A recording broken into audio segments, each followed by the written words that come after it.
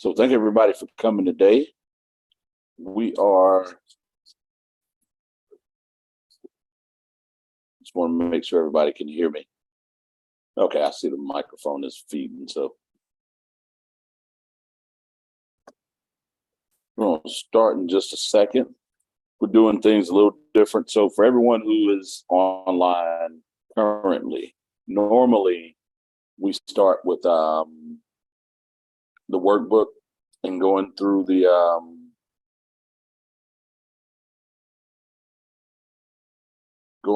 agenda, which we will do still, but we normally go through the agenda, start with the topic, and then speak a little bit.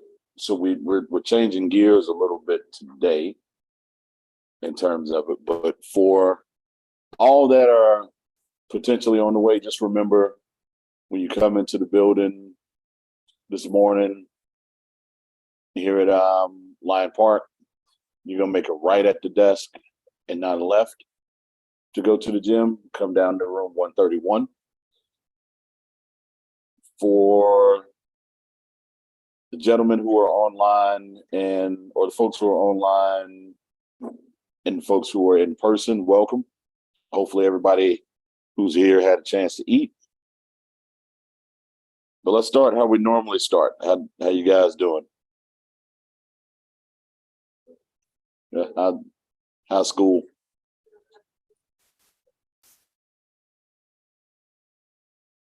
No.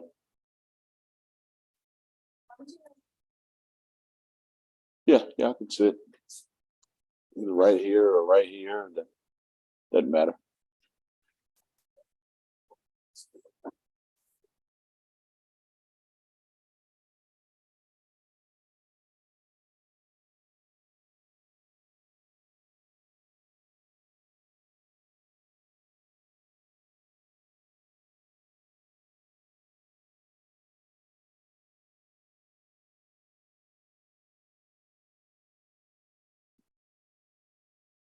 So anything y'all want to talk about? How's dating? Hey, I have to ask that question because some of what you're learning today will benefit you in dating. Like, it's not just professionally, but I mean it professionally also. So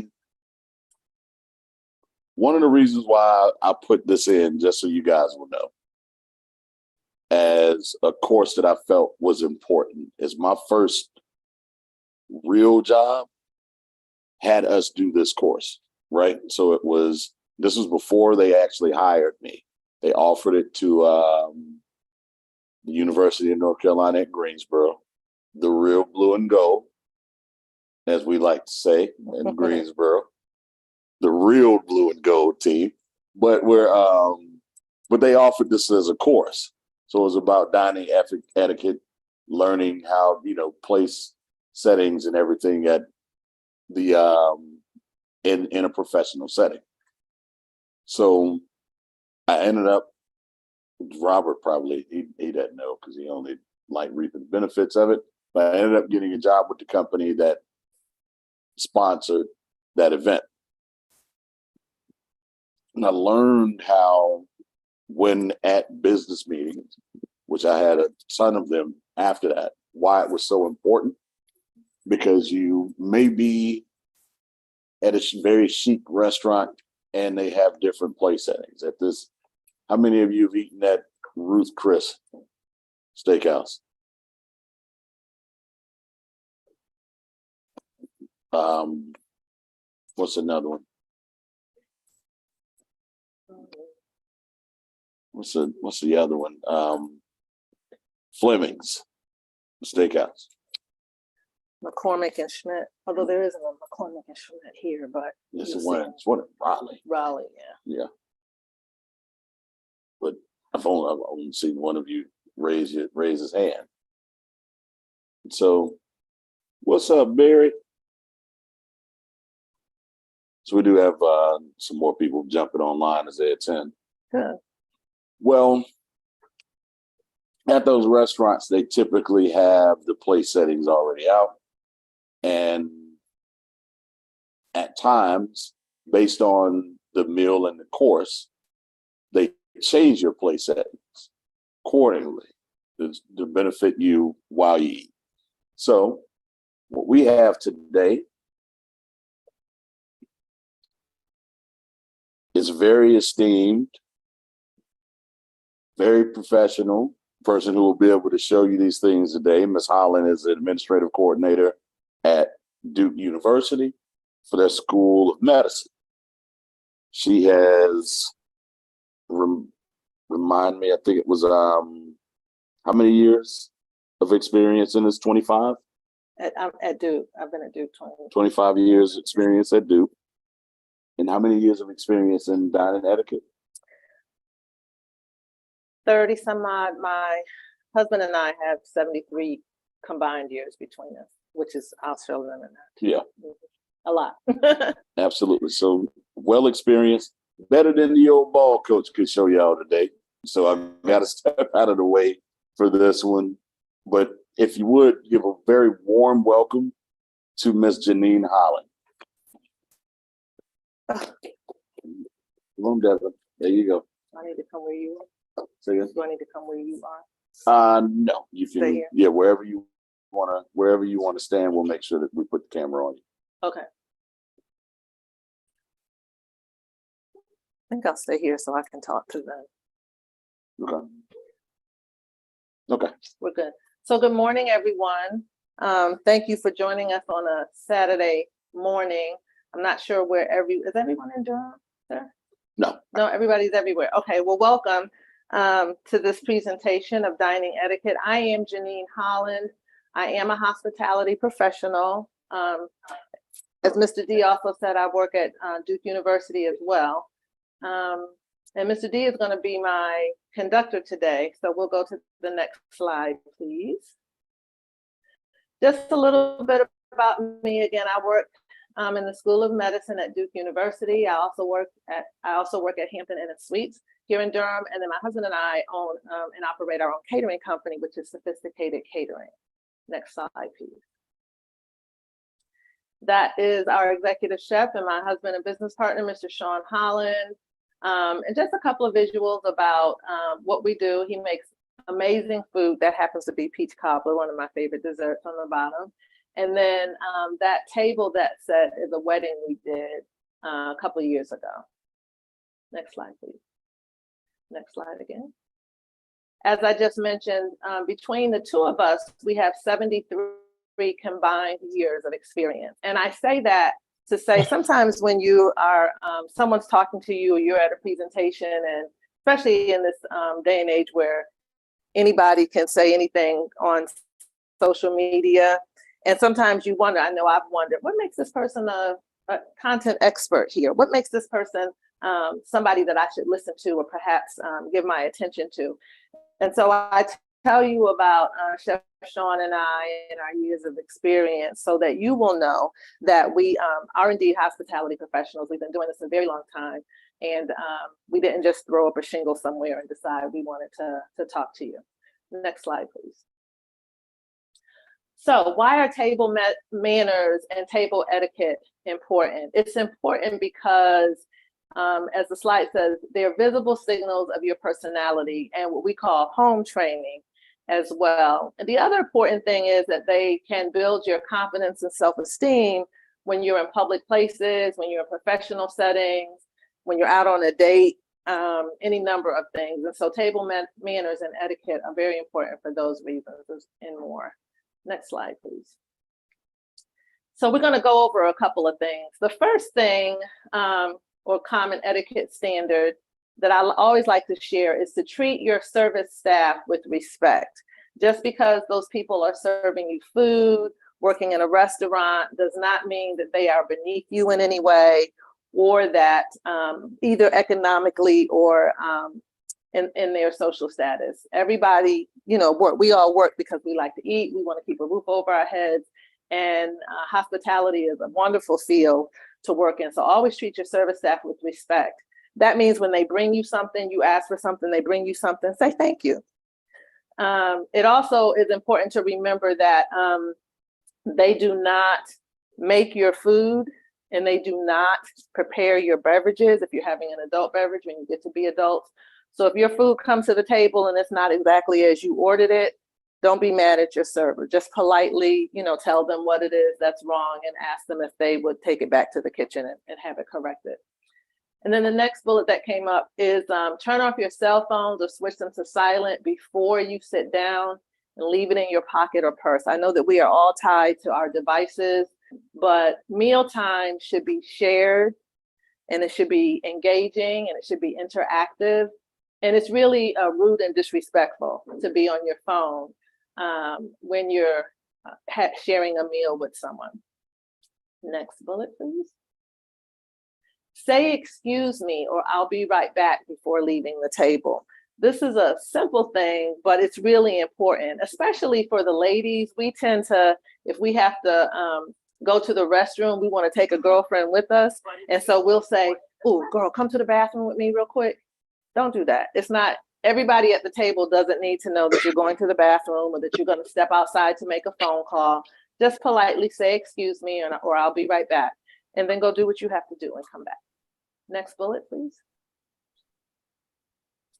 If a woman excuses herself, a man stands when she returns to the table unless it's convenient. And some people may think that's, an antiquated or old idea, but it's common courtesy and respect for women. And so when it says unless it's inconvenient, if you're sitting at a booth and you're on the inside of the booth and you can't get out to stand up, then that's okay. Sometimes what will happen, as I'll try to demonstrate here, if a gentleman is sitting down and he's in the booth, he may just prop up a little bit just to acknowledge that she's returned from the table to the table, and then have a seat. But if you're on the end of the booth or you're in a chair like what we have here, you should rise when she comes back to the table. And if it's a chair like this, pull the chair out for her, and then you kind of scoot it back in under her when she goes to take her seat again. Next bullet, please. Unfold your napkin and place it in your lap. Keep your elbows off the table and do not talk with your mouth full. This is another one that, should be common, but it really isn't. Your napkin goes in your lap because it's there to protect your clothes if you drop something, right?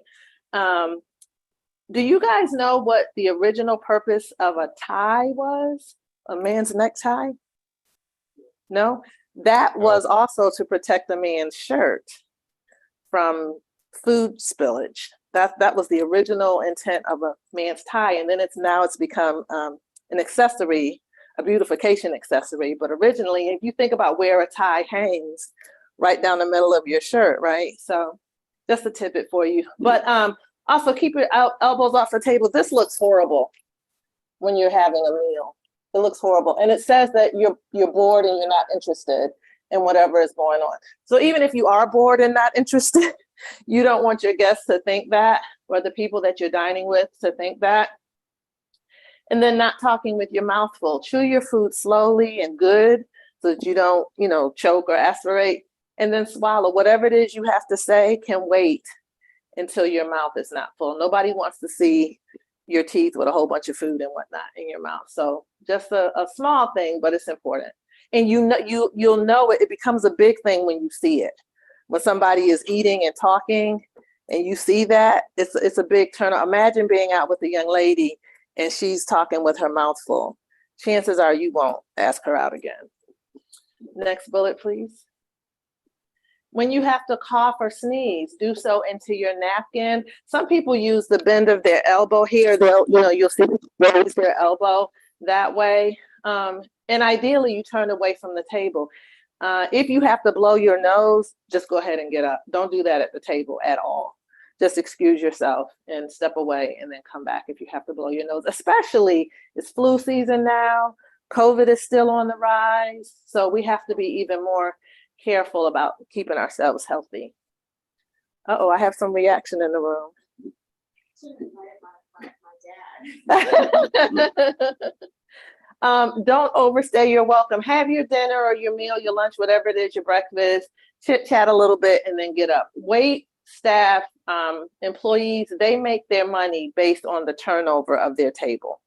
So if you're finished, you've checked out, you've paid your bill and you're just chilling, y'all are just chit chatting, then that person, that waiter or waitress can't turn that table over, especially when you see a line. Let's say there was a wait when you got there and you had to wait. Think about that. There are other people who may still be waiting.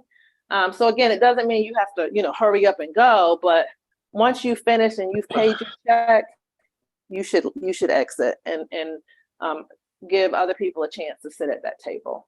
Next bullet, please. And then communicate in advance about how the check will be split and who's paying for what. That's really important especially when you're out with a group of friends. Because sometimes what people want to do is they'll say, well, let's just split the check equally. And that can work if y'all are really good friends. But imagine you order a salad, right? A salad and a sweet tea. And that salad might be $12, sweet tea might be $3. So your check is $15. And one of the people you're out with orders a steak and an appetizer and a beverage and dessert. Now their tab might be upwards around $40. Is it fair to you and your $15 to split that tab equally?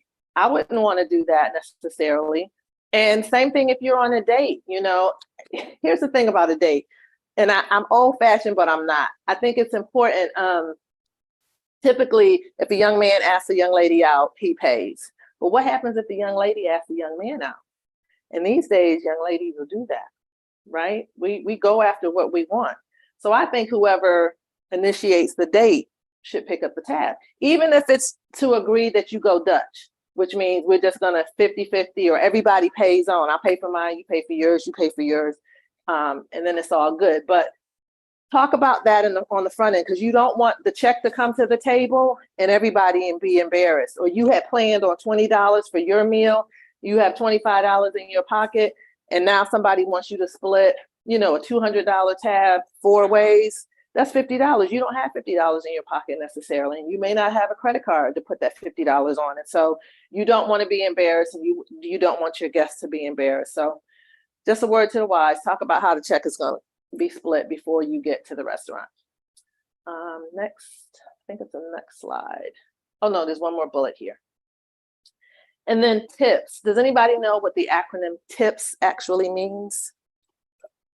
No? It means to ensure proper service. To ensure proper service. And the customary tip percentage these days is 18 to 20%. Now, the I in that I think is important, which is to ensure. Ideally, your server is going to give you great service and you'll want to tip him or her appropriately. Sometimes they don't. And if a server doesn't give you good service, then their tip may reflect that. If you go out with a group, oftentimes restaurants, if it's 6 people or more, they'll automatically add 20% to your check. So look at your bill when it comes, your check when it comes, because if they've already added 20% and they'll still be aligned for tip to get you to give more, which you can do. There's nothing wrong with that. But just pay attention to that so that if you don't have the intention to tip twice, you don't have to. But if you have a good server and they've attended to your needs, you should tip your server. And so think about that amount when you're preparing to go out for this meal. It's not just the cost of the meal. And almost everybody has a menu online these days. So you can look at the menu, decide what you're going to eat on the front end, kind of tally up in your head how much it's going to be. Don't forget to add your server's tip, okay? Next slide, please. So we're going to talk about place settings a little bit. This is a common, easy place setting. 2 forks, a knife, a spoon, and another spoon.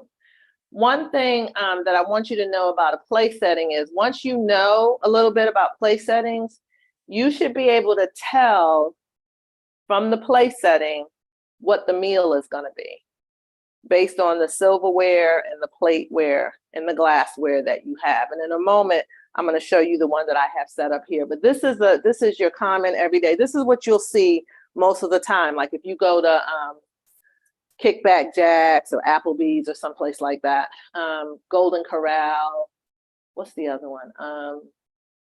Cracker Barrel, places that set a table. Anymore, because of COVID, a lot of times you won't see silverware spread out like this. It'll be wrapped in a napkin.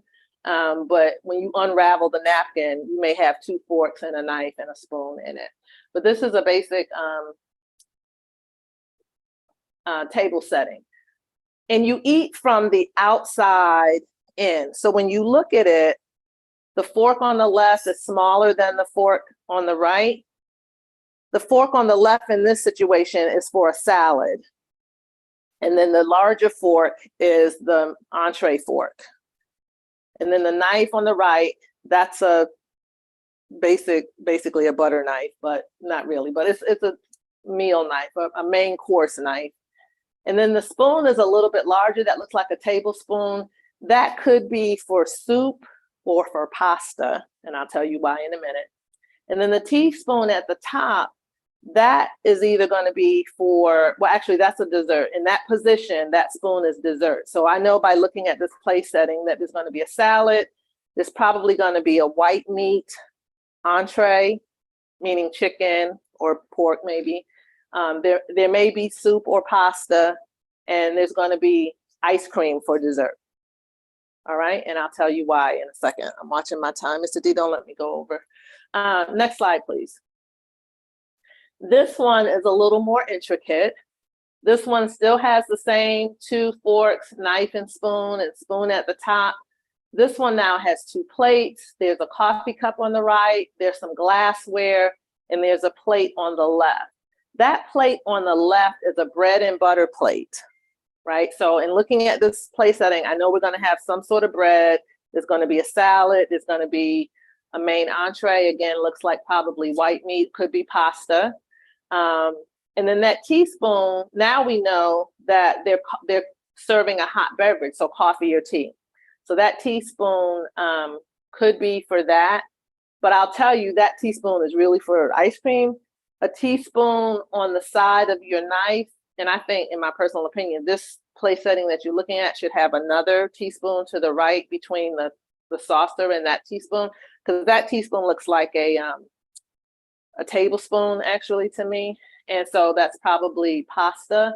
And so you would have another teaspoon for your hot beverage. And then there's some glassware. The glass in the upper right corner, has a wide bulb. That's for red wine. Actually, let me take that back. That looks like, it could be red wine, because red wine glasses are fuller like that. But this is probably a water goblet. The one to the left is probably red wine, and the one closest to the saucer is probably white wine. So there are 2 wine options, and there's a water goblet. And so probably what's going to happen is your server is going to come around, offer you red or white wine, and whichever you don't select, they'll take that extra wine glass away. Remember, Mr. D said in the beginning that, sometimes your place setting changes during the meal. That's one of those examples. They'll take away, if you say white wine, they're going to take away the red wine glass because you won't need it. All right, I think we got one more slide. All right, now this is a formal place setting, soup to nuts, everything you can imagine. So on the left, there is, again, a salad fork, the smaller fork on the left. There's a fish fork. There's a meat fork. Then if you go over to the right, you have 3 knives there, one for meat, one for fish, one for salad. There's a teaspoon, a demi-tasse spoon, a soup spoon, and a seafood fork. And then you see there are 2 saucers, one's for coffee and tea, and then there's a demi-tasse. Demi-tasse is like, it's typically a stronger, what we would call espresso these days. They may serve a small, have a demi-tasse course, and then there's a spoon that coordinates with that. Then at the top of this place setting, you have a spoon and a fork.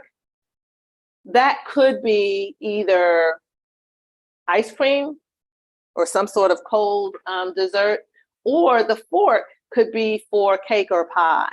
So in this place setting, you don't know, it could be either, but you're going to have dessert for sure. And then you have a bread and butter plate, and a butter knife. And then your glassware across the top. There's a water goblet, a champagne flute, a white wine, a red wine, and a cordial sherry glass. And cordials are typically red, and they're stronger, and they can be served more so towards the end of a meal. But these are examples of all of the glassware. So if you pulled up to a formal event and this is what you saw, and let me say this too, you almost will never see it like this, but I want you to be aware of it just in case you ever were, or in case you're ever out dining and you see any combination thereof, you know what the options are. So in this case, this looks like, oh my God, it's a whole bunch of food. They're not going to serve all this food. And they may not. You'll see in the middle, there's a larger plate, which could be the charger plate or the dinner plate. And then there's a bowl, which will be for soup. And so you won't typically have a fish course and a meat course in terms of an entree, but you could have, if you look all the way to the right, that seafood fork, that's for like shrimp or some shellfish, lobster. It's a small fork that will help you get the meat of that shrimp or lobster out of the shell if it's served in the shell. So you might have an appetizer like shrimp cocktail, right? And so you may see the seafood fork there, typically a salad and a meat entree. And then the meat course knife, that may be a butter knife, meaning that it doesn't have ridges. But if you're going to have a steak or some sort of red meat, that knife will be a steak knife with ridges. And sometimes they'll bring it to you. Usually you don't have split entrees because that's just expensive in terms of whoever's hosting the event, because you don't know what people are going to choose. But if you do have a split entree and they ask you, do you want steak or chicken? If you want steak, if the steak knife isn't already on the table, they'll bring it to you. Okay, so that meat course could be a steak. In this photo, it's not a steak knife, but it could be. And so I have a place setting here that I want to go over with you, Mr. D, if we could, and then we'll do some questions and answers. But for the people in the room and those of you who are watching virtually, Mr. D, can they hear you? Yeah, I can hear. Okay, so if you want to participate, please do. I think maybe I'll take the camera. Yeah. And if you guys wouldn't mind, and we'll see what we can do here. Come across and view Devin, you too. Where am I at?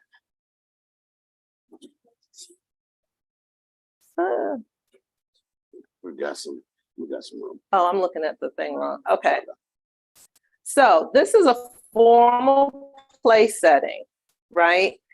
And just first question, well, let me tell you this. Here on the right, I have a couple of other knives. I wanted to show you the difference between butter knife and a seafood knife. They're both angled, but a seafood knife has this little ridge here in the corner, and it usually has a little bit of a curve and a sharper point right here.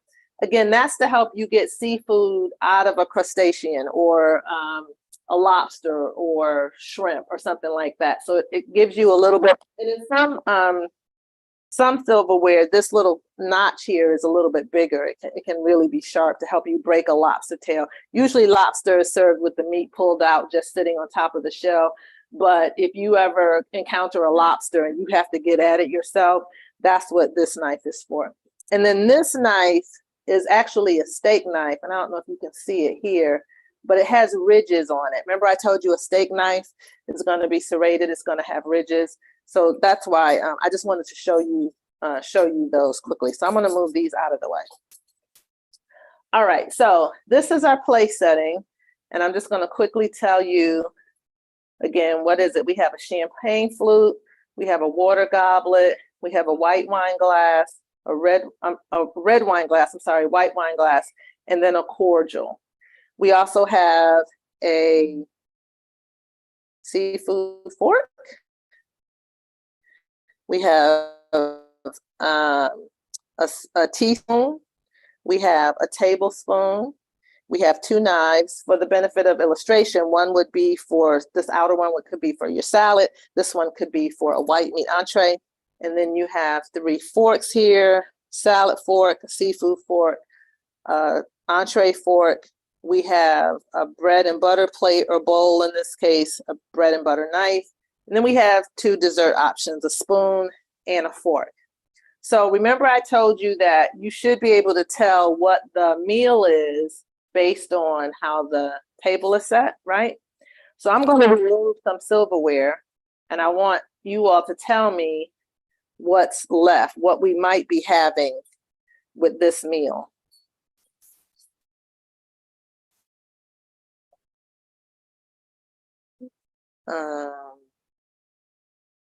Let's see, that's the way.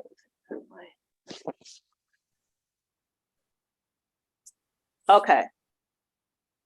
Who wants to tell me what meal this place setting is set for?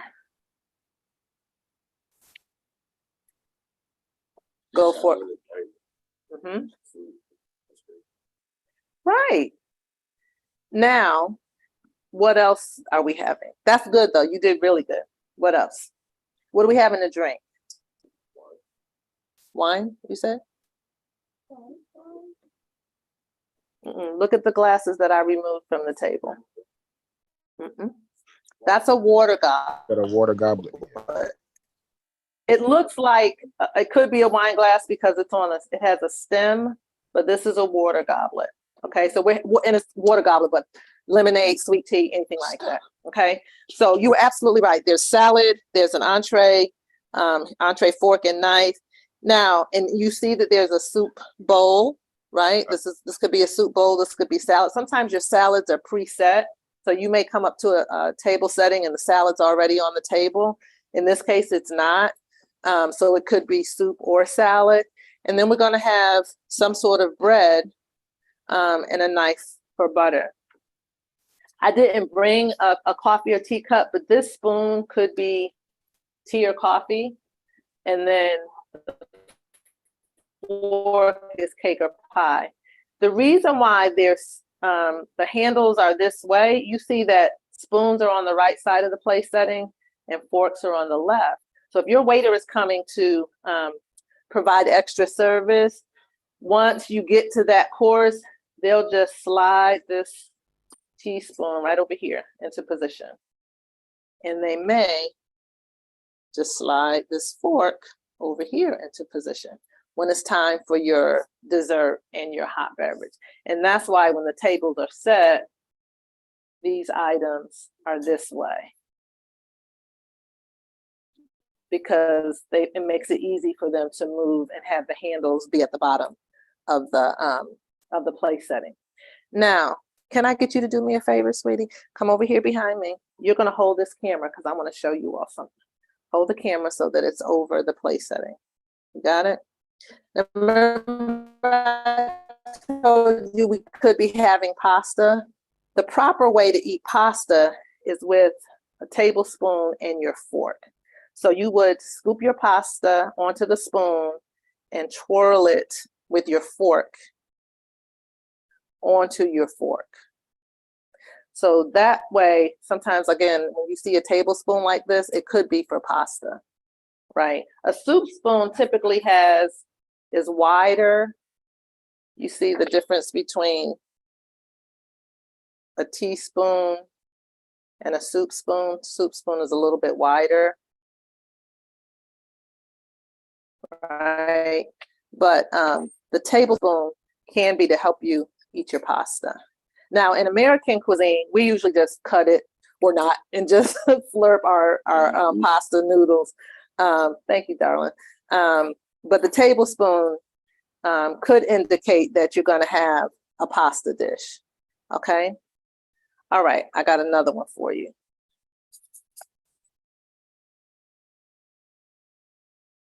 All right. What are we having? Bread, dessert, water. What kind of dessert? Is it ice cream or cake or pie? I would say cake or pie. Right, cake or pie. We're gonna have bread. What else? We could be having soup, but, and I understand why you said that because of the bowl. So that's not a bad guess, but do you see a soup spoon? No, okay, so chances are we're not having soup. What might, yes, sir, what might the entree be? Ice cream. No, we're not having ice cream. We don't have any spoons. Good guess, Evan. Come on. No, yeah. I got the next one is for you. No, not steak, because this is not a steak knife. So this entree is actually salad. So the plate, the big plate is serving as a charger plate or a decorative plate, but we have a knife and a fork, and this bowl would be salad. So we're gonna have salad as our entree. It might be chicken Caesar salad or some salmon berry salad, some salad as your entree. Your salad doesn't have to be a side dish. And then we're gonna have cake or pie, as the young man said, and we have bread and butter. Yes, sir.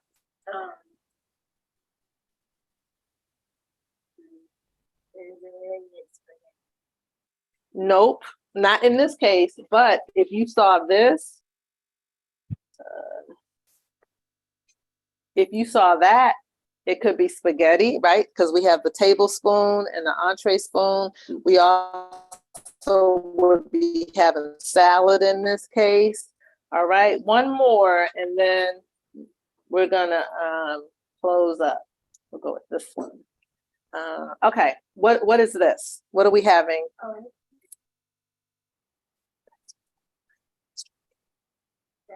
Yes, we're serving red wine. And what else? Take a wild guess. It's okay if you don't know. We're learning. Huh? Well, yeah, we have a water goblet. You're right. So that's here. So it could be water or lemonade or iced tea, something like that. Very good. Yeah, we're having pasta. Is it Yep, still it a could be salad lemonade. off? Ice cream. Good girl. Yep, we have a spoon up here for ice cream because we don't have a coffee or teacup, right? So, you know, we're not having a hot beverage. So that spoon is going to be for dessert. Ice cream. Yes, sir. Spaghetti. Yep, we having spaghetti. We got spaghetti. And one last thing we might be having. Yes, girl, you got it. She's so smart. Bread and butter. Bread and butter.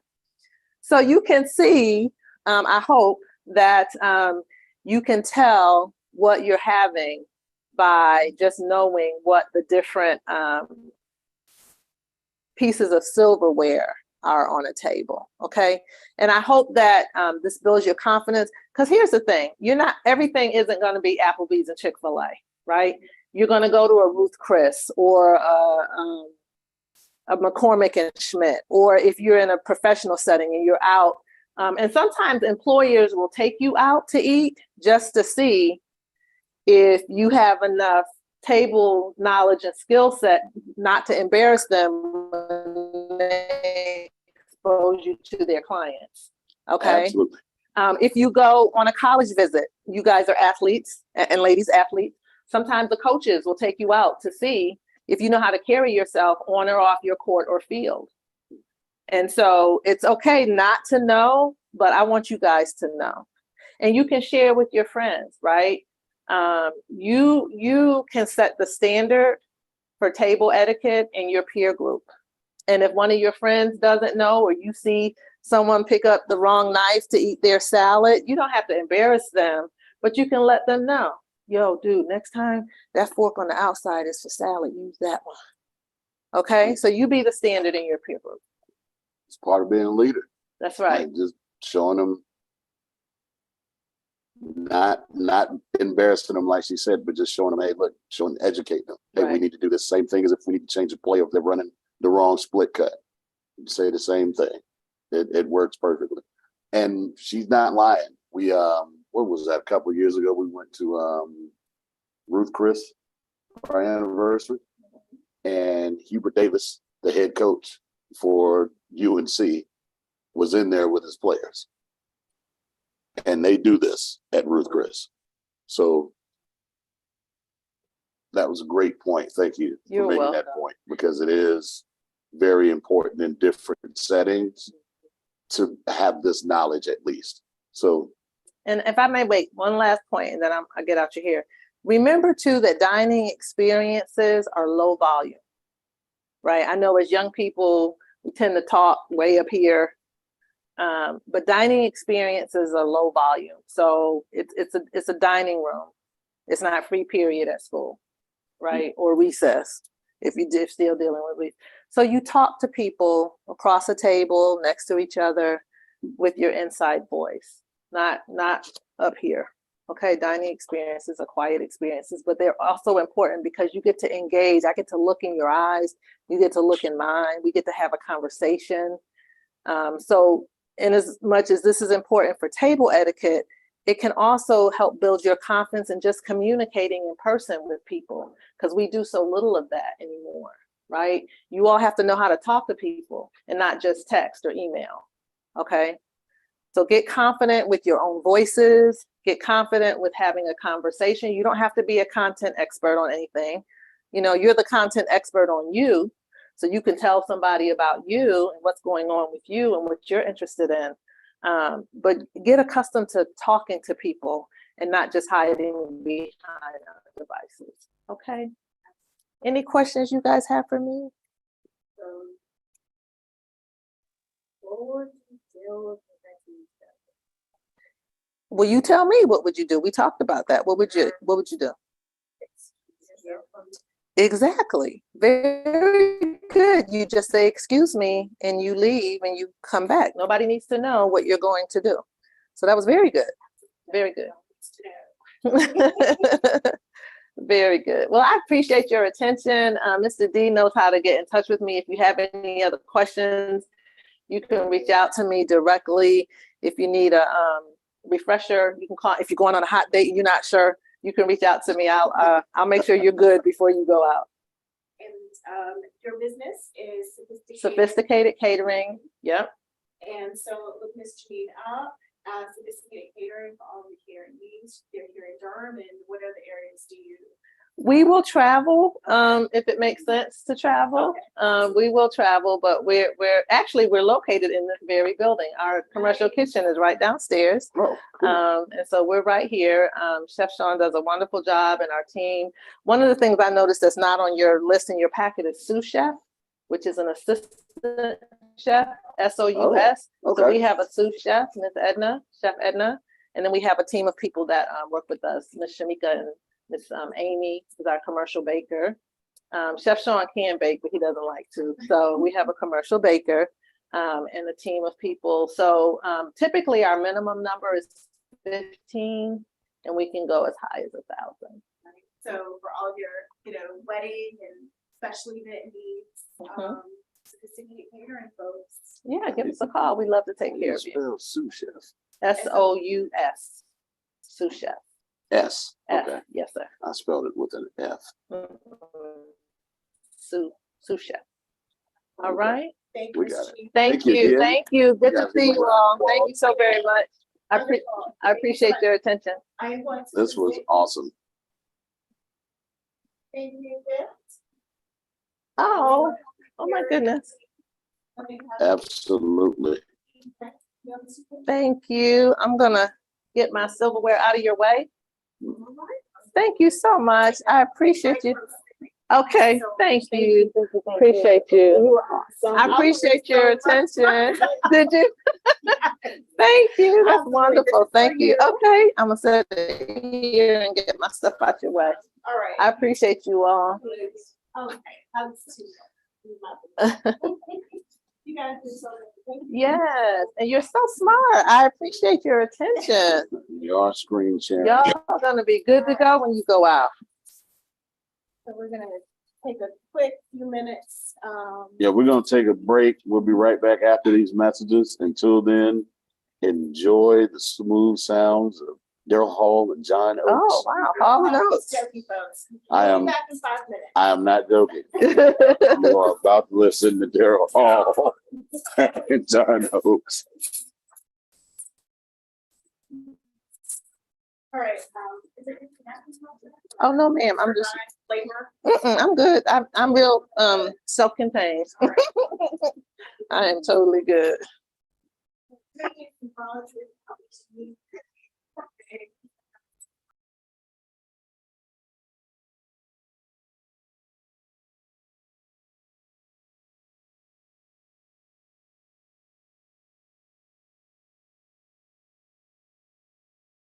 Welcome back. Okay. I don't know why I can't see my screen, but whatever.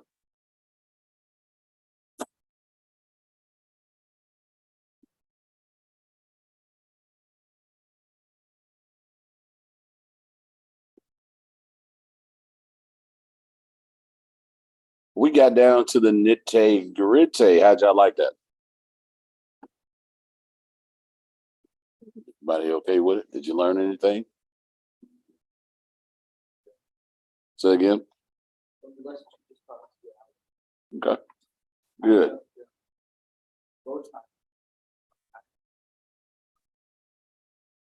Yeah. Yeah, I didn't know that either, to be honest with you.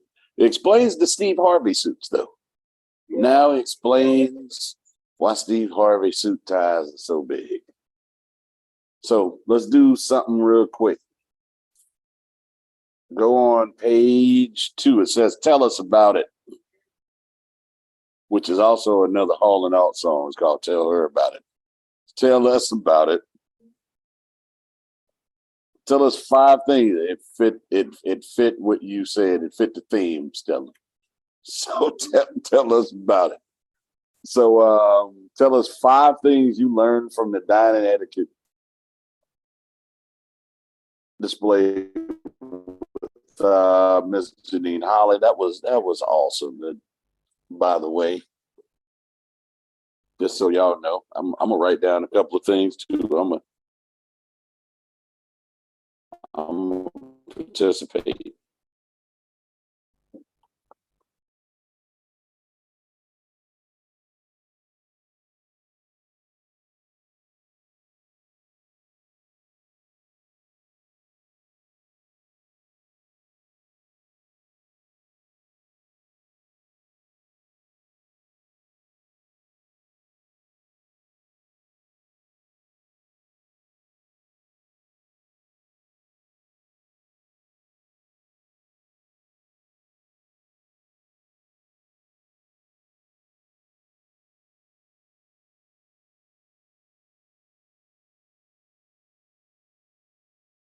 Devin, on this page, get a pencil, write down 5 things that you learned. Do it at your table. Write down 5 things that you learned.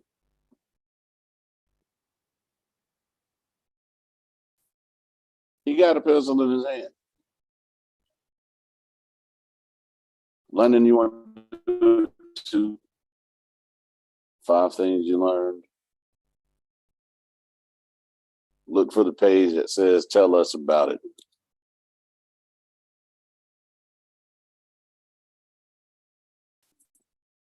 I actually wrote down a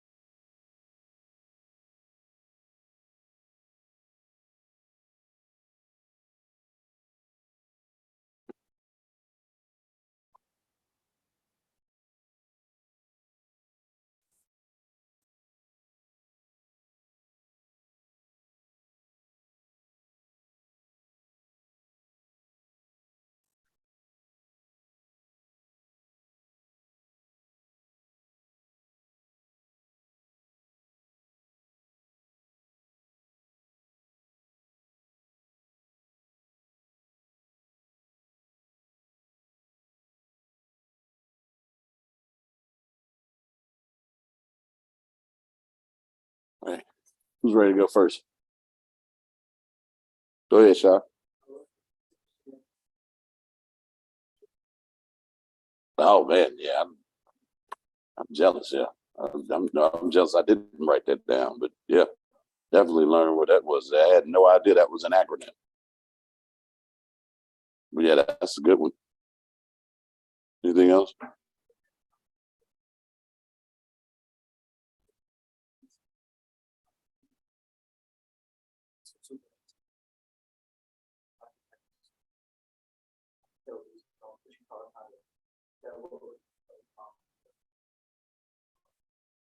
Okay.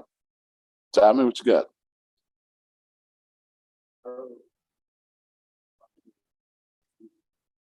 Okay. Definitely. Start practicing that more, Robbie.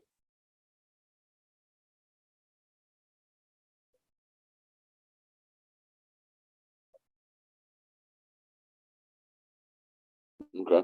Devin, what'd you learn?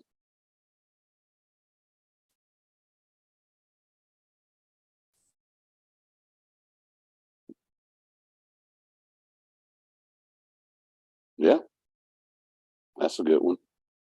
London, what'd you learn? Let's give us one thing.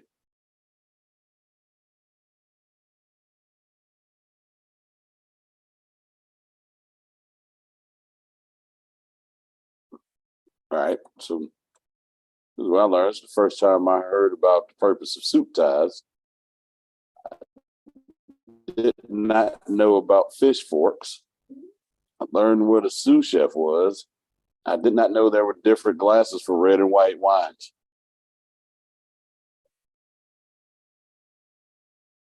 All liquor glasses to me. And then it's the first time I heard of a water goblet. I did not notice what the water glasses were called. That was, and going back to Sean's, did not know what tips. I did not know tips was an acronym.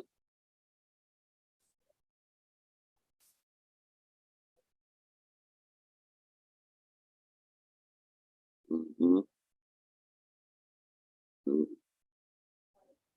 No, it's like the money you leave for. Yeah, that's what we mean by tips.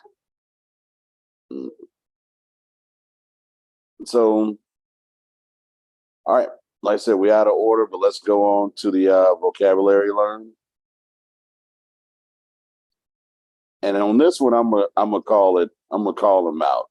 So everybody here knows what an appetizer is, right? All right. Somebody lead with a la carte.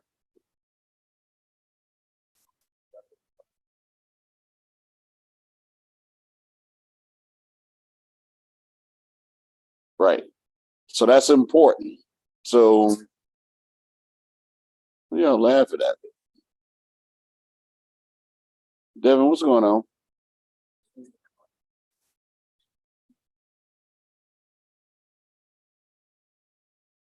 Okay.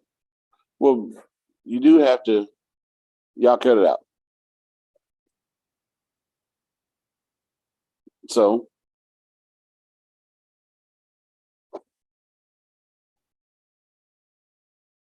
here's why a la carte is important, right? Let's say you go to anybody here been to Outback, a Longhorn Steakhouse? All right. Any of you guys been to Ruth Chris Steakhouse? So here's the difference. Devin, have a seat. Here's the difference. If you go to Outback or Longhorn Steakhouse or Applebee's, and let's say you order one of their steak dinners, what they will do is they will ask you what sides are you having, and then there's a fixed price, which again we're gonna get into something else that I learned today, which is what fix is. But there's a fixed price for it, where you may pay $23.99 for your steak and both the sides. But at Ruth Chris, their entire menu is a la carte. which means you may pay $23 for your steak and another $12 for your mashed potatoes and then another $12 for your broccoli. And that's the difference. That's what a la carte means. All right. Centerpiece. Sean, go.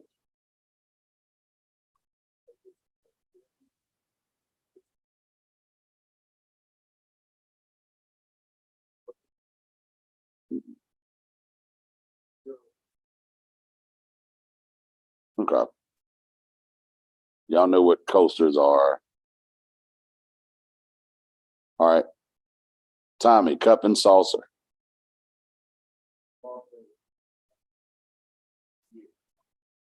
Okay.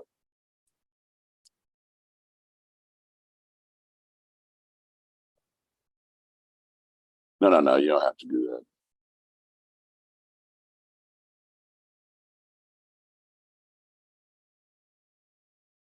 All right. Ravi, let's go with etiquette.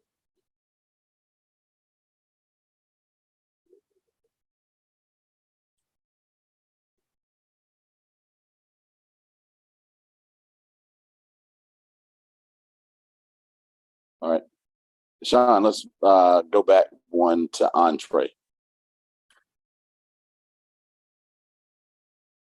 It's right above etiquette.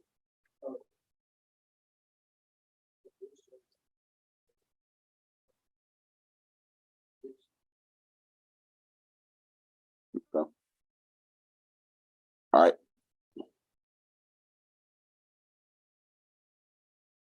Tommy, let's go fish knife.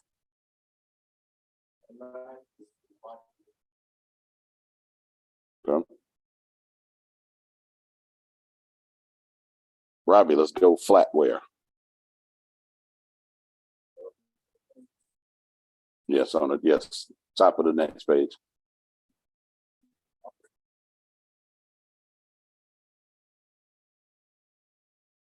Go ahead, Robbie.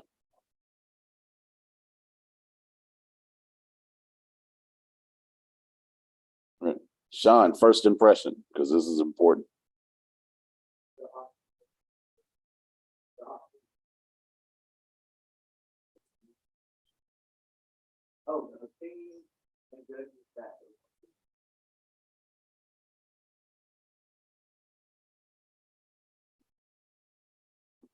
It's all right.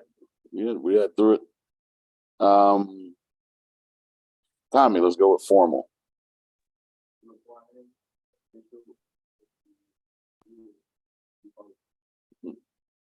Devin, let's go with hollowware. Are you on the turn? You may need to turn the page. We're in the H's now. We'll go hollowware.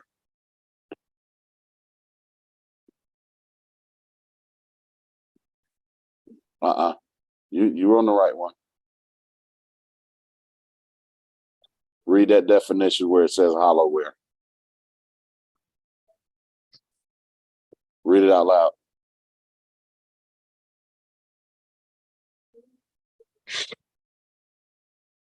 Thank you. All right, Robert, manners, because that's important. Okay. Sean, let's go with pricks fix.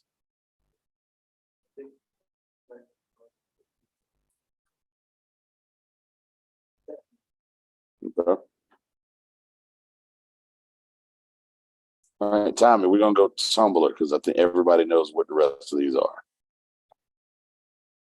Tumbler.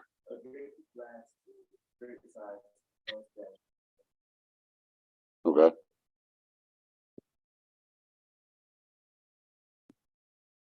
Robbie, let's go water jug.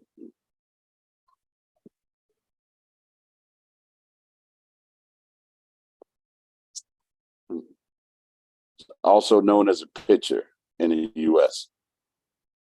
All right, so you go over to the next page.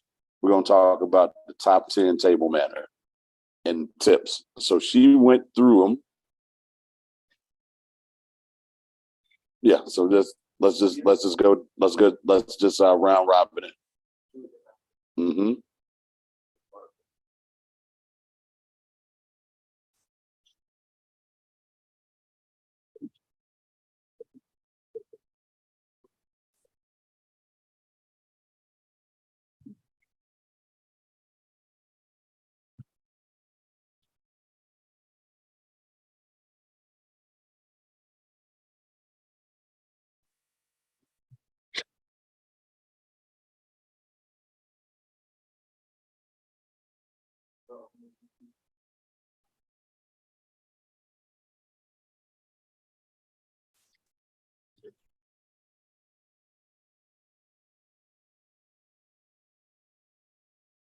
All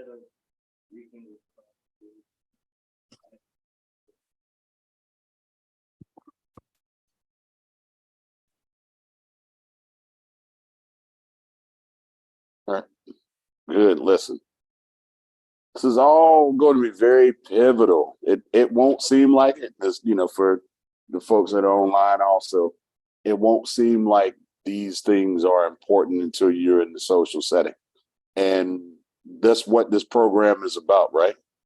We're building confidence primarily. So this isn't like the what do we call it? This isn't your hindsight fallacy bias of any kind, right? Where we are discussing it from the standpoint of, hey, you need to know this because it's the most important thing in the world. It's not. But when you do have that knowledge, it takes you out into the world with more confidence. And you don't feel like you need to do anything specific or unnecessary to try and adjust in a particular setting. So I like to use that from the terms of understanding that knowledge is power. You don't have to know everything. You just need to know enough to be dangerous. So that means that if you're being interviewed, you know enough about your place settings to understand that before you get interviewed for a job, college, whatever. So for example, Stella, when you applied for your master's degree, were you interviewed? Yes. Yeah. When did any colleges recruit you out of high school? Yeah, sports and academics. Answer both questions. Okay. So Mm-hmm.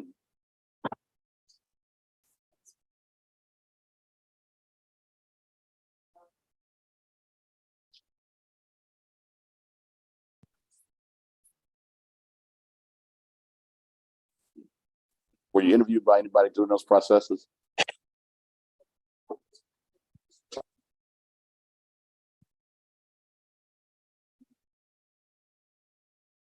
Wasn't that long ago. 23 years. It wasn't that long ago. Yeah, there were some interviews that took place when I went through my transfer process. So yeah, but you get interviewed.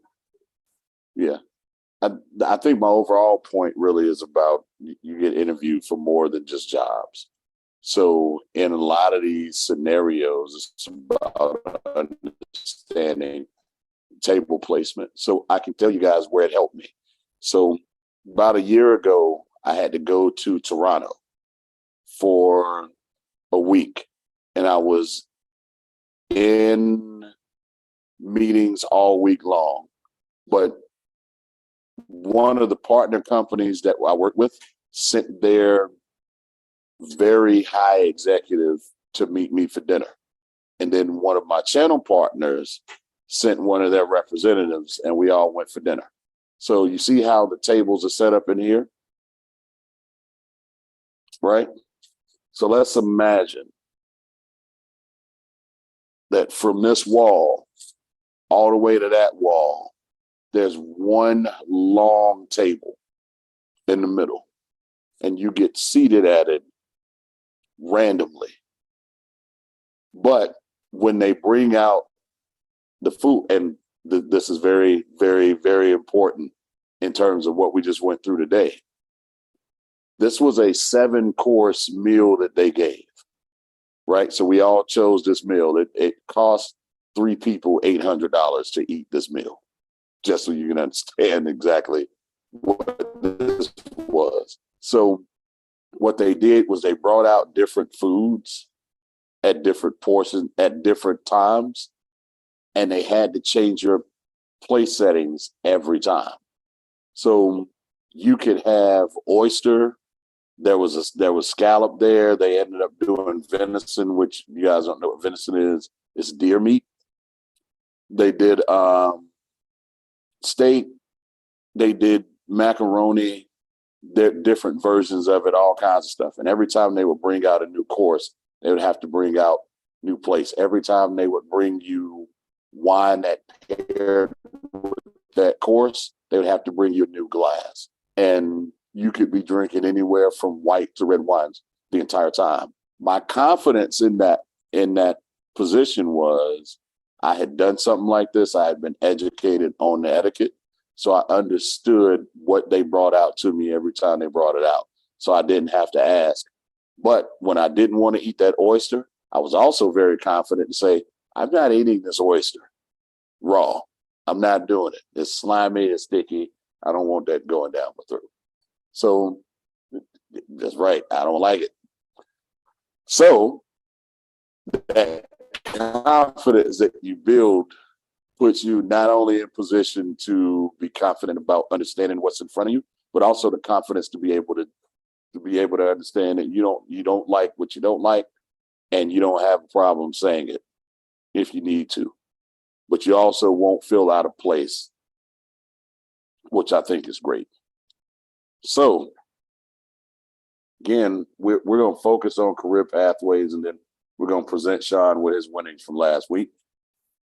But here are some careers that if you wanted to be in food service, here are some careers that you could do. So first one, you guys on that page? So it's executive chef. So what did Miss Holland say her husband was?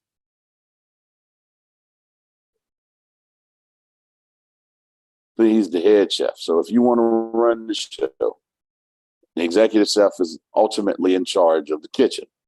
Person creates the menus, the recipes, they manage costs, they set pricing, they track inventory, and they are responsible for staffing, which includes hiring, firing, and training. The rest of the cooks and chefs all look to the executive chef for direction. All right. So who wants to read through recipe developer? So there's the career title, there's the why, and then there's the description. So let's go through the why for recipe developer, Sean.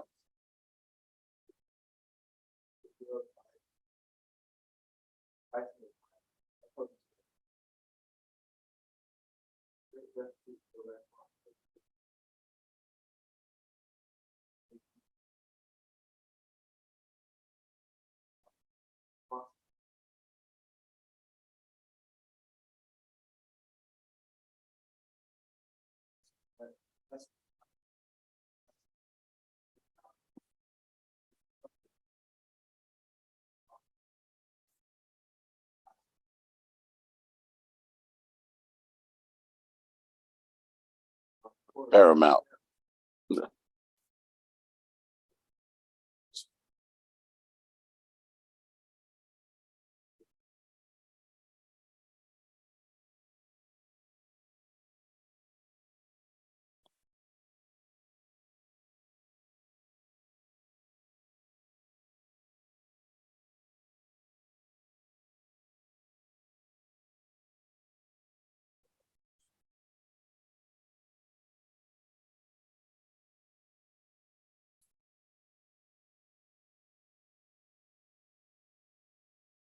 Okay.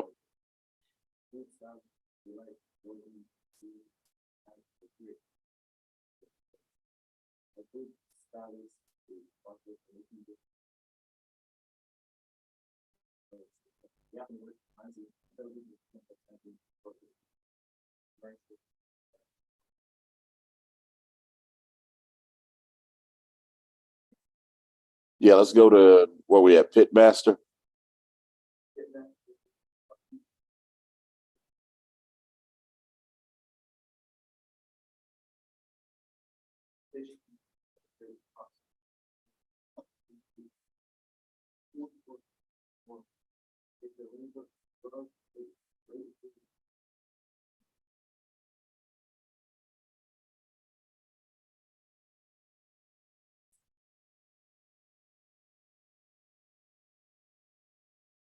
Culinary. So I am a pit master. Let's start there. That's me. I'm a pit master. I do this every year. Thanksgiving. When is it? Christmas? Yes, that's right. I'm a pit master. I smoke the meats. Great. But there's a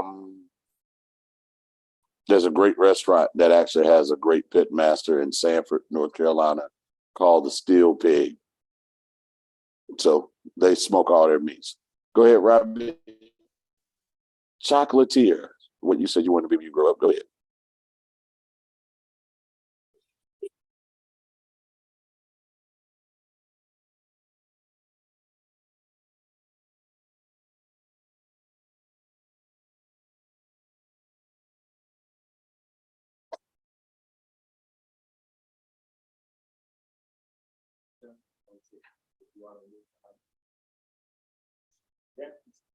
Consultants work on security projects or goals for people they want to improve. They may help restaurants to create new techniques and programs or look at their efficiencies in their current operation, help food manufacturers to develop new products and bring it to market. They become specialized and systems like hazard like critical control plant program, age-based or cost cutting methods. And education and property sanitation, classical cooking techniques, and restaurant operation help prep the future consultant on the right now, which could be a 2 to 4 year degree. Clear title, training chefs for culinary things like restaurant and foundation, and pastry jobs in a restaurant, the pastry chef responsible for the high delivery. Program sweet bottles of baked good ice and bring it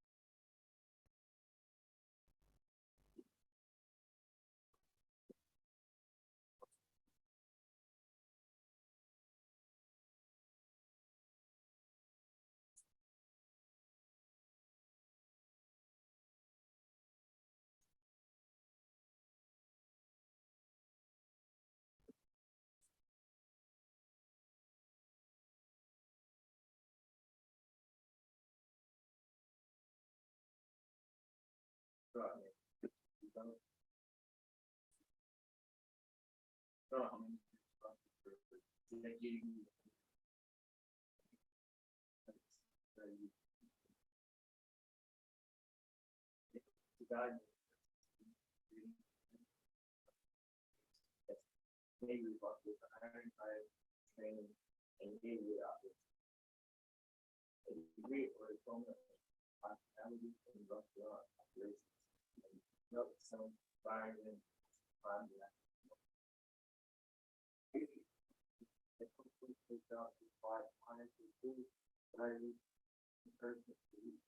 Individuals help goals. It's important to note that Bolster. Reputation.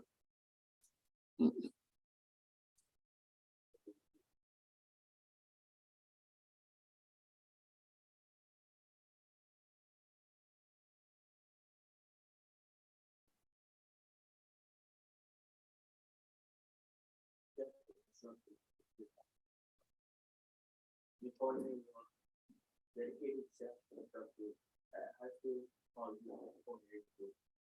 Share that comes with the next generation cooking chef. In chef instructors, you need at least an associate degree of several years of chef experience. There you go. All right. So now we're getting into career brainstorm. We're going to do the, what is this called?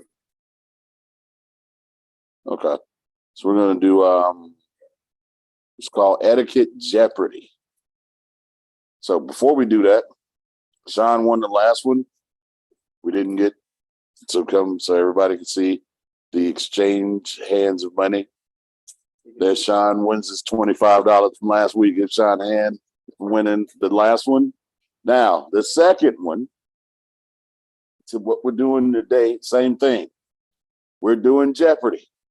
So now we need some participation. Stella or London, who wants to keep score on Jeopardy? All right. You have to do some adding and subtracting, London.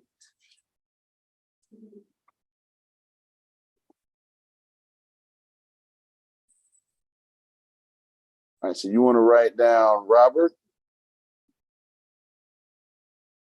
You just write Rob. Now, Sean, SHAWN.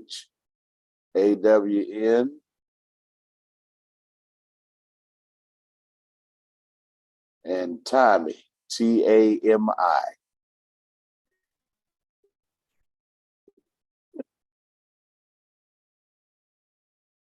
All right.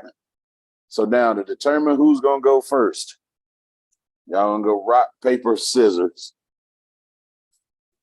All three at the same time. All three at the same time.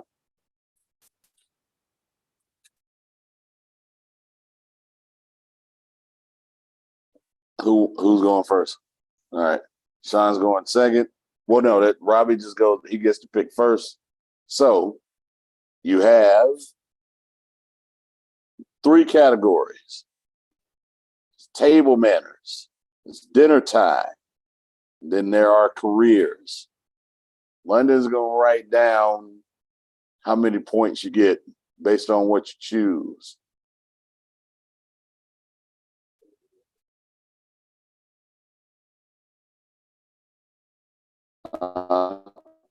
Table manners for 500. All right.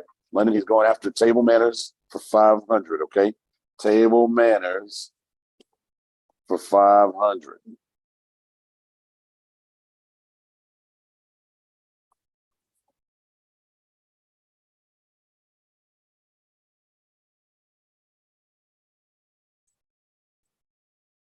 Yeah, you got it.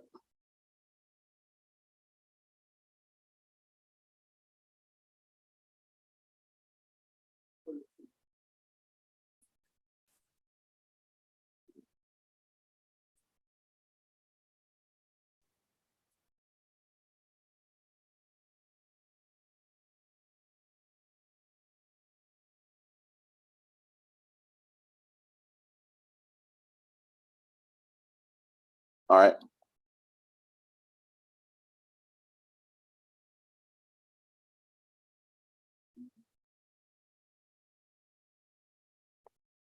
Hold on. You did say table manners 500, right?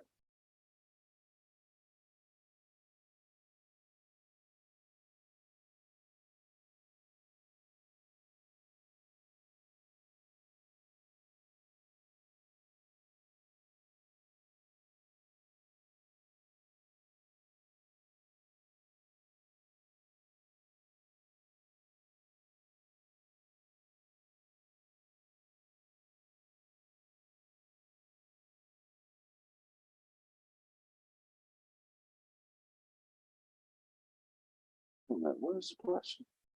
Where'd it go?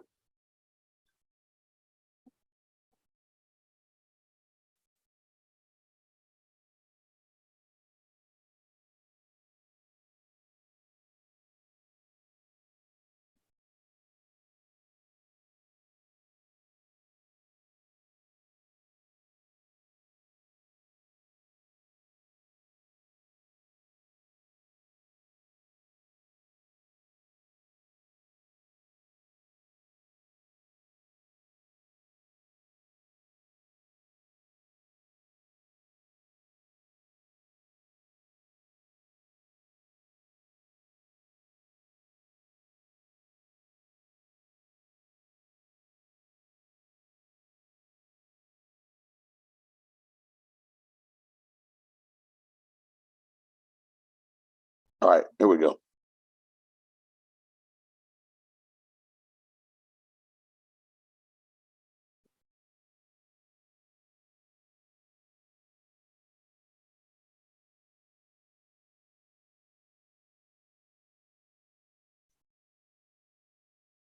Hang on. Okay, here we go. All right. It's a fixed price charge for any meal chosen from a set menu. Fixed price charged for any meal chosen from a set menu. You have to answer the question, what is? You have to answer the question in the form of a question. You get the definition and you get to answer the question in the form of a question. How long do you get to answer the question, Stella? Is it 10 seconds? All right. All right. You're on the clock. A fixed price charge for any meal chosen from a set menu. All right, Sean, it's on you now. A fixed price charge for any meal chosen from a set menu.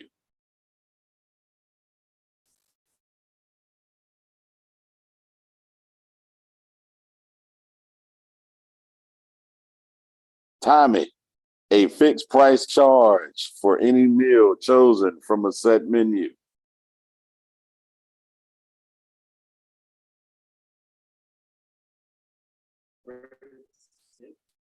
That is correct. London, give Tommy 500 points. All right. Yeah, they are answering in the form of a question. All right. Tommy, you get to choose next.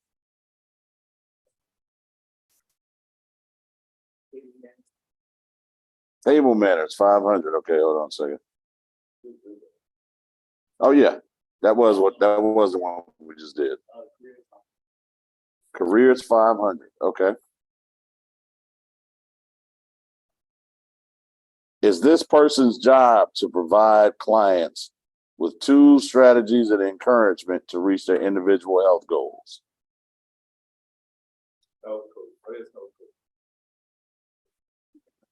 Wait. He has to. You got to give him time to answer. All right, Tommy, we're gonna switch that one now. 500. Okay. All right. Yeah. So all right. So yeah, it was right, but this is actually a better one for 500. That one probably should have been for 4, but 500. All right.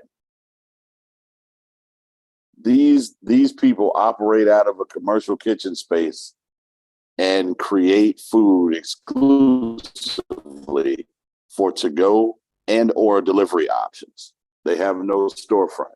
I'm gonna increase this and give everybody 15 seconds.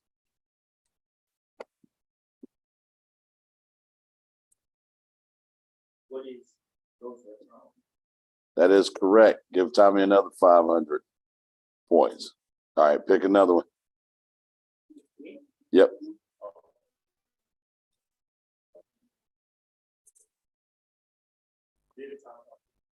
You said dinner time? All right.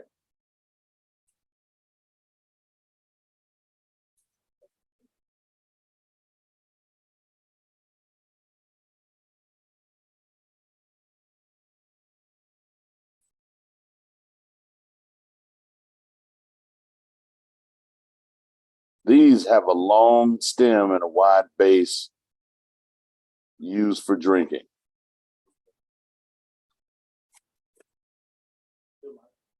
Yep.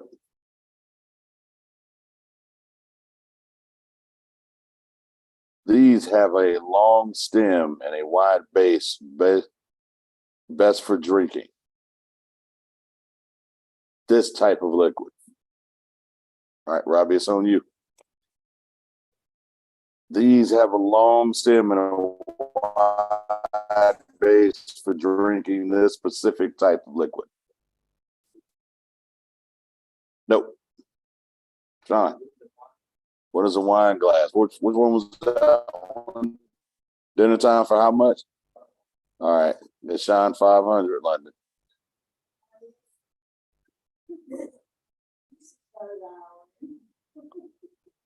All right, still on you, Sean. What you got next?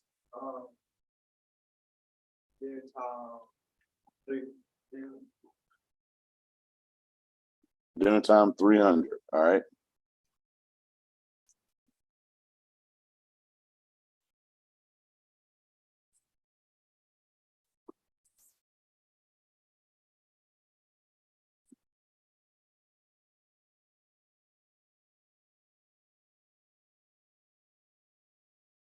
This is a cloth or paper towel used for wiping your mouth and hands while eating.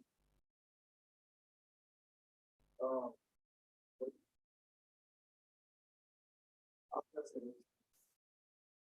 That's incorrect. Whose turn is it next? Who's it? Tommy? what is it? That is correct. At 300. Now, that is a daily double. So now, what is another word for napkin? It's still my Yep. third yet. What is the third yet? That is correct. And give them another 300. All right. All right. What's next, Tommy? Career.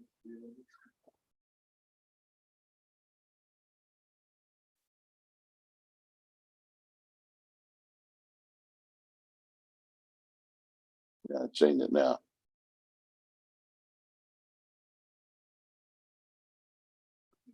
These people work on specific projects or goals for food service businesses and food producers.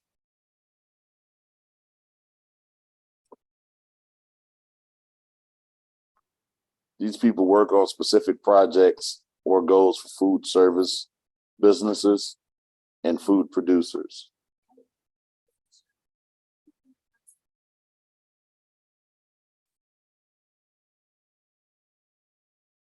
Dinner time.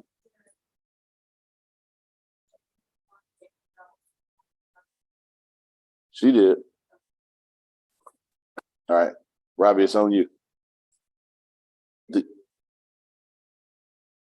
That is not correct. Sean.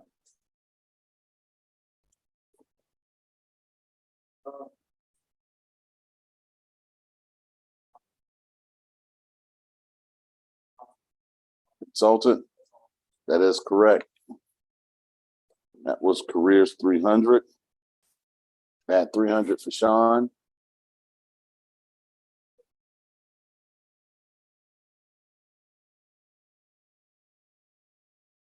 All right, Sean, what's next? Table game. You already followed. Oh, yeah, table game. Table manners 400.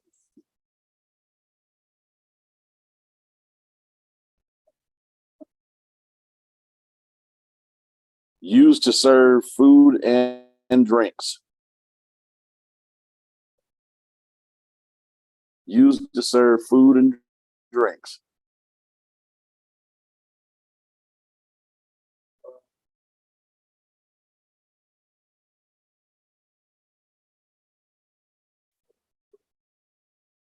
That is correct. All right, what's the next one? Add 400 to his, London.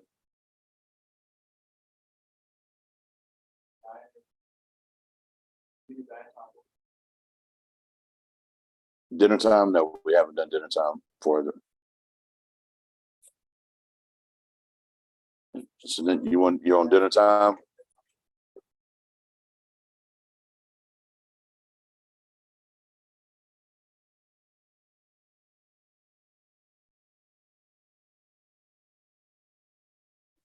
Right.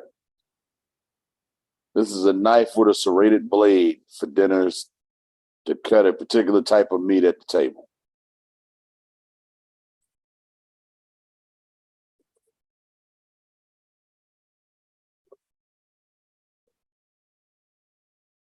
Incorrect. Who's after Sean? Is it Tommy or Robbie? All right. All right. Robbie? A knife with a serrated blade for dinners to cut a particular type of meat at the table.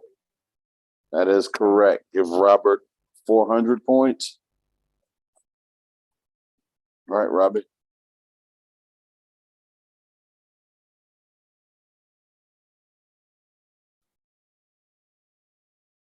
Mm. Dinner time 300 is already gone.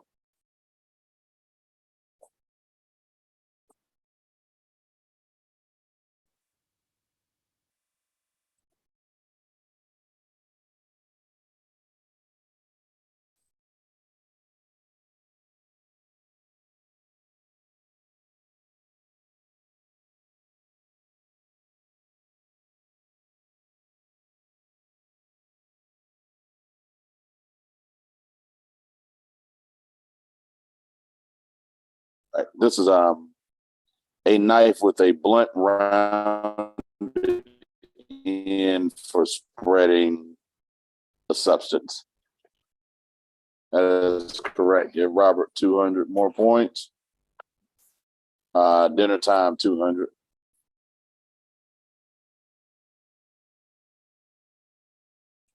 I think that gives them 5. What's the next one?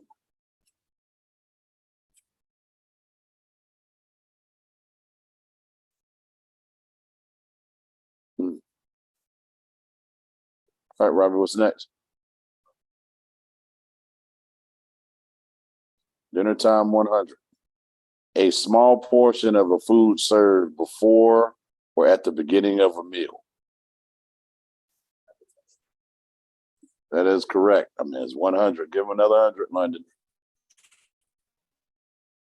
All right, choose your next one.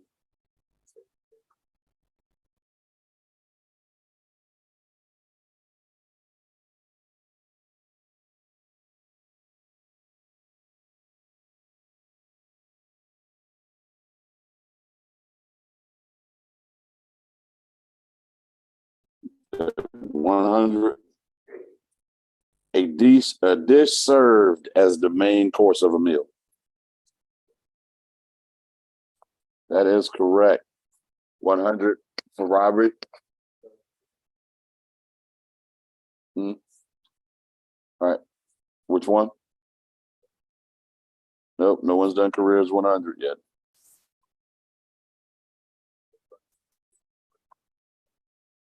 Nope. Doing 100. All right.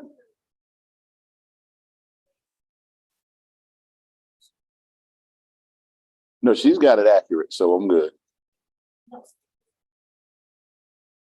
No, I'm be honest, I don't remember who got what at this point.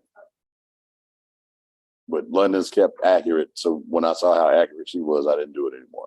All right. This person's job is to provide clients with tools and strategies and encouragement to reach their individual health goals.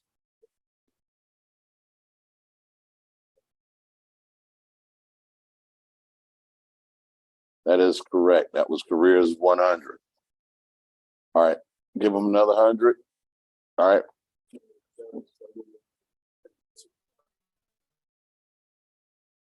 No, we haven't done table. So there's 3 categories left. There's careers 200, table manners 200, and table manners 300.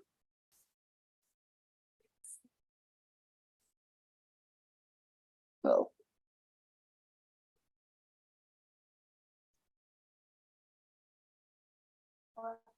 Oh, London is right. There's careers 400 left also. So here, I'm gonna do this so y'all can see it.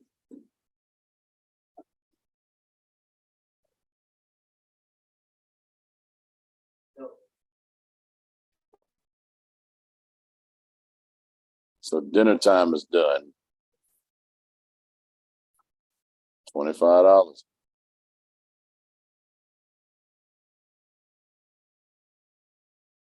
All right, this way y'all can see what's left. These are the 4 categories left. Robert has to make a storming comeback in order to catch up. But Tommy's got a good lead. Sean's in good position. So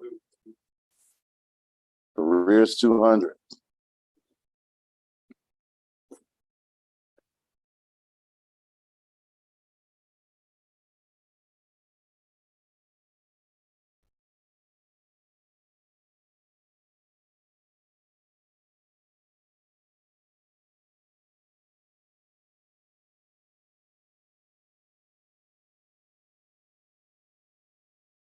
This person is responsible for making dishes or spreads look just right. That is correct. He has 200 for food salads.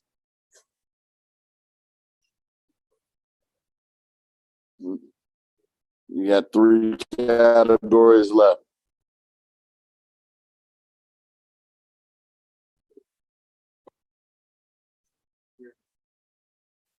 Here's 400.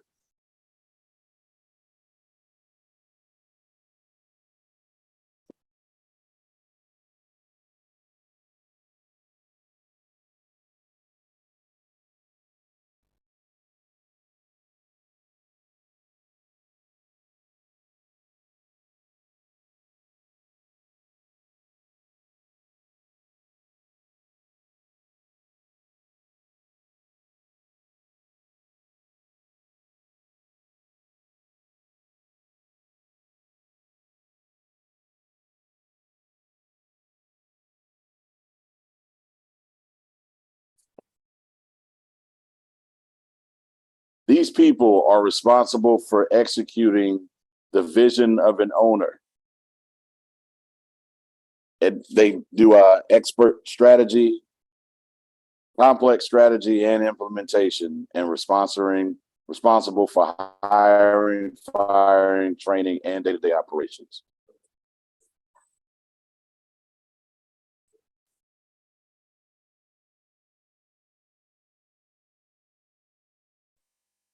That is incorrect. Who's next?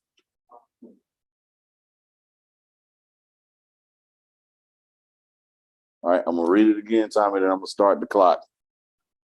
These people are responsible for executing the owner's vision, which may involve complex strategy and implementation. They are also responsible for hiring, firing, training, and day-to-day operations.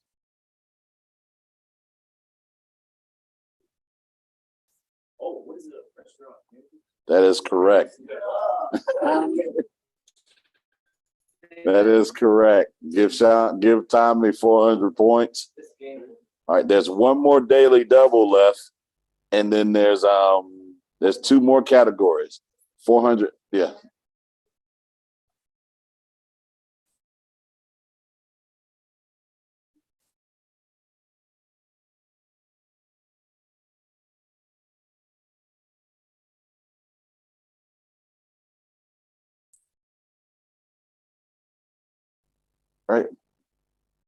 All right, you ready, Tommy? We're on table manners. That's the last category. We got 2 left. Table manners 200.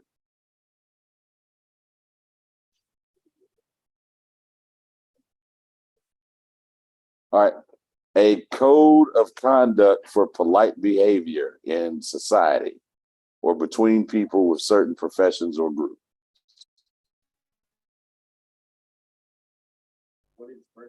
No, Sean. This was this was 200 or 300. All right. So code of conduct or polite behavior in society or between people within certain professions or groups.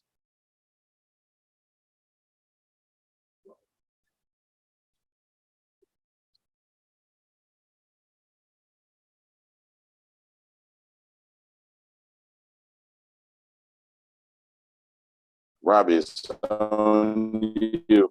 Code of conduct for polite behavior in society between people within a certain profession or groups.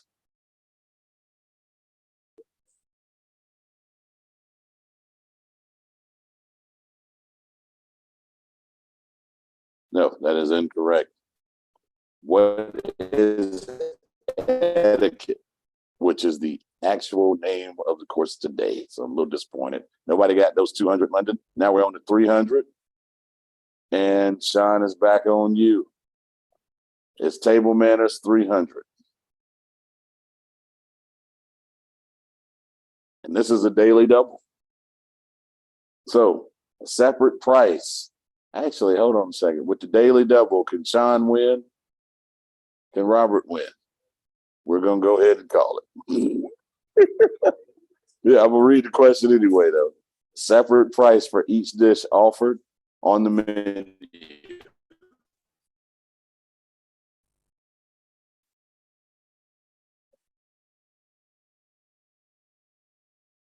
So you have a 5 on you. All right. Well, that's it. All right. So what we're gonna do with this one is we're just gonna give whoever gets this one right $5. Go. You got 10 seconds though. All right. Yep, wrong way. All right. Hold on. I'm gonna restart the clock. Restart the clock. A separate price for each dish offered on the menu.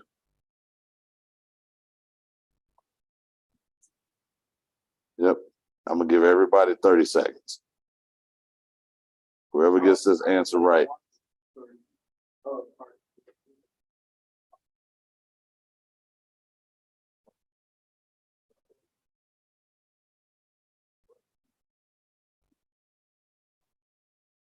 A la carte. Okay. So that is correct. So you have, what do you have over there? I have 5 ones, rest of 10s. Okay. Huh? 1:30. All right, Tommy, congratulations. You're the winner today. You won $25. That'll take a photo of Tommy and Sean, the first 2 winners. And if everybody could, here's what I want you to do now for everyone here, anyone left online. Hold up the money phone.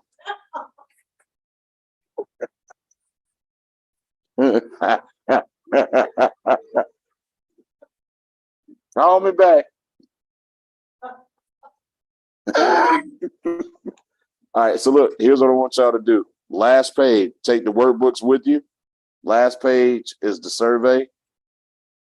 Because it printed weird, because I wasn't paying attention, unfortunately, the only thing I want y'all to do is on the back page, put your age and grade on that back page and then fill out the survey. Leave the surveys with Miss McDonald.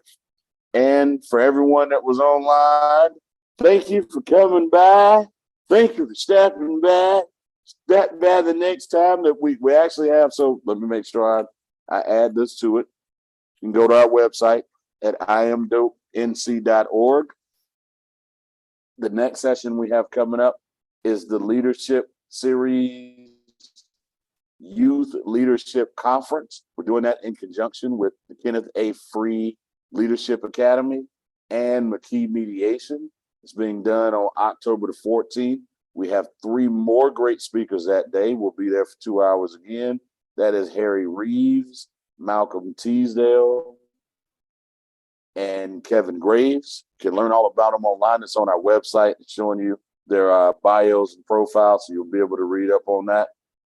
Until next time, everyone. I'd like to also add that for those of you who are joining virtually via Zoom, please click that link in the comment section for the exit survey. And for those of you who are watching this via live stream, please in the comment section, click that link for the exit survey. For those of you who are part of the Bull City Bruins, this is how we are keeping a record of your attendance. So thank you very much. Bye, everybody. Bye. See you later, everybody. Thank you for coming. Thank you for stopping by and all that stuff.